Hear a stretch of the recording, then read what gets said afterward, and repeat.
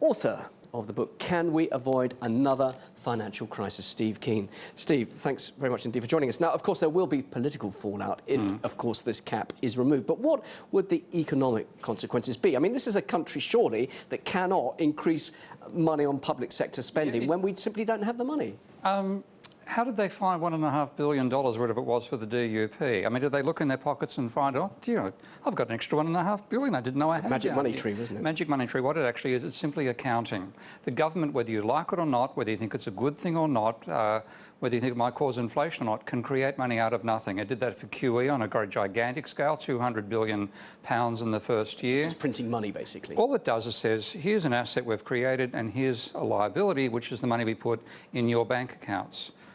There is no absence of money. What we have is a shortage of resources.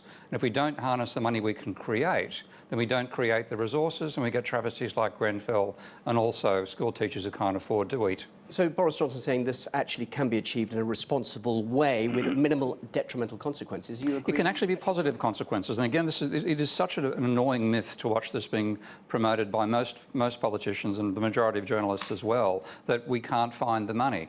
It's as if money is, the government has a warehouse of money. It actually has a money factory. Now, it's very, if you can run out of stuff in a warehouse.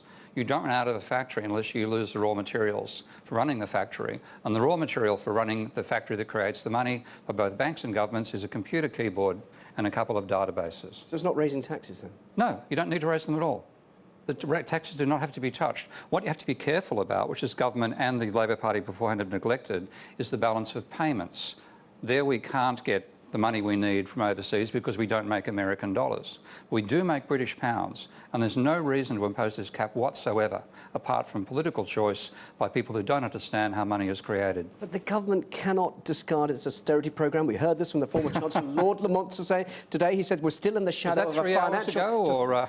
Just very today, still in the shadow of a financial crisis, and whether we like it or not, public spending has to be limited. Which is wrong because the crisis was caused by runaway private spending, which actually helped a lot of governments around the world reduce their debt because the huge private bubble speculating, driving up house prices gave them masses of tax revenue.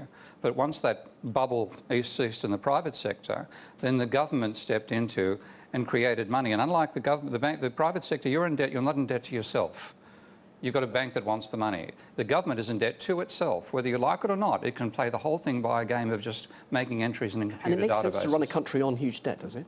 Well, the huge debt is actually a measure of how much money is being created by the government beforehand, because we have to ask ourselves, well, who makes money? And I don't mean you making a wage or me making a wage. I mean who creates the stuff. It's the banks by lending out more than they get back in repayments, and it's the government by spending more than it gets back in taxes. Now, if the government is actually taxing more than it spends, it's destroying money and then telling the economy you've got to increase in size.